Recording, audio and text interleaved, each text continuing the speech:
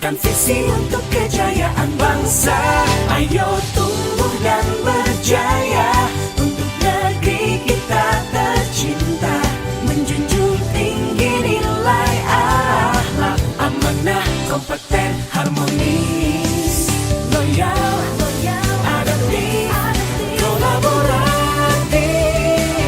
Perkebunan Nusantara, bangun negeri 100% untuk kejayaan ini. Dengan owner's mindset, networking excellence, kita bersatu membangun negeri. Kalau dipikir-pikir ya, di kerjaan kita ini sering banget ngerasa semuanya aman-aman aja. Padahal sebenarnya banyak hal kecil yang kita anggap sepele itu bisa jadi masalah besar. Contohnya kayak telat sedikit kirim bahan, atau kita kurang teliti waktu kerja. Awalnya kelihatan biasa aja, tapi ternyata bisa berdampak ke produksi, ke kualitas, bahkan ke hasil akhir perusahaan. Nah, dari situ aku mulai mikir, jangan-jangan kita selama ini kurang sadar sama yang namanya risiko di kerjaan kita.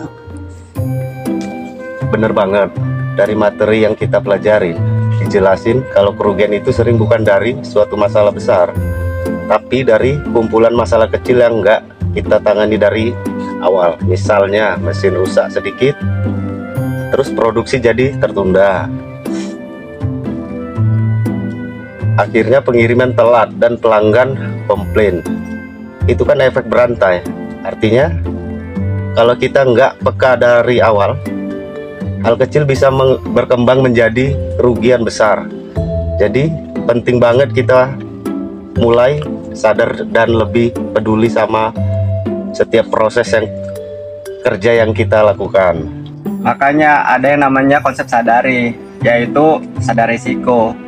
Yang artinya kita harus tetap peka terhadap semua resiko kemungkinan yang terjadi di pekerjaan kita. Nah, resiko itu sendiri adalah kemungkinan kejadian yang dikali dengan dampaknya. Jadi walaupun kemungkinan kecil, kalau dampaknya besar tetap harus kita waspadai. Contohnya di lapangan, bisa dari kualitas bahan baku yang enggak konsisten, alat yang kurang terawat, atau bahkan perbedaan cara kerja operator. Hal-hal yang kayak gitu sering banget terjadi, tapi kadang-kadang kita nggak sadar kalau itu sebenarnya sumber risiko.